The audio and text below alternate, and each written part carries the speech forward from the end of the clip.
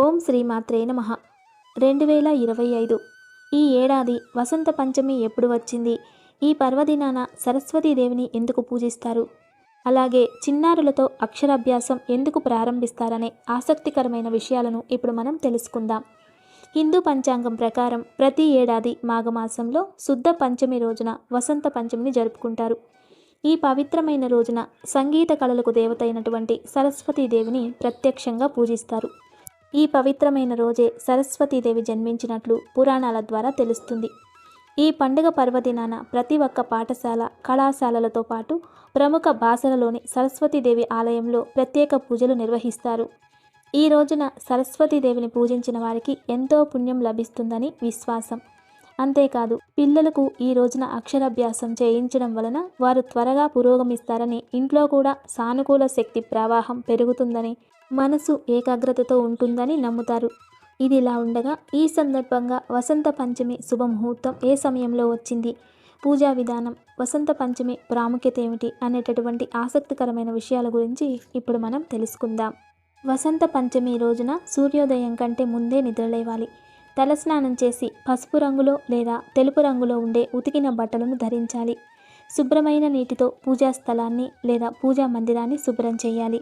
అనంతరం అమ్మవారి ఫోటో లేదా విగ్రహాన్ని ప్రతిష్ఠించి పసుపు లేదా తెలుపు రంగులో ఉండే బట్టలను సమర్పించాలి.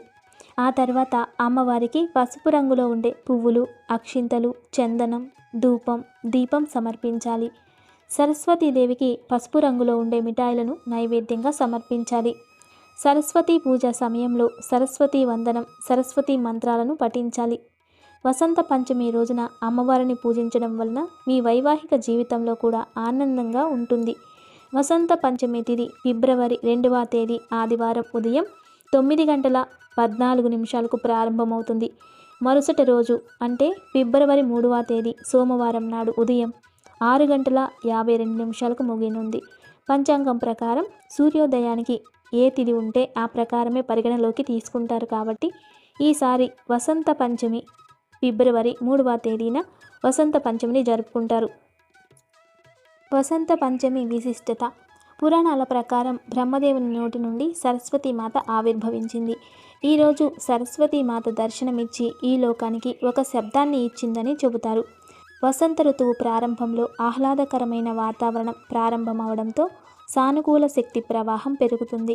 అందుకే వసంత పంచమి రోజున ఇంట్లో తప్పనిసరిగా సరస్వతీదేవిని పూజించాలని పండితులు చెబుతున్నారు. ఇలా చేయడం వలన పిల్లలు భవిష్యత్తులో మంచి పురోగతిని సాధిస్తారు. ఈసారి వచ్చే వసంత పంచమి పండుగ అనేక శుభయోగాలు ఏర్పడనున్నాయి. ఈ పర్వదినాన ఉత్తరాభాద్ర నక్షత్రం వేళ శివయోగం, సిద్ధియోగం ఏర్పడనున్నాయి. అంతేకాకుండా మకరంలో సూర్యుడు, బుధుడి కలయికలతో బుధాదిత్య రాజయోగం ఏర్పడనుంది.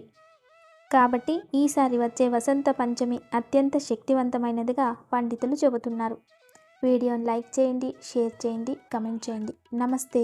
శ్రీమాత్రే నమః.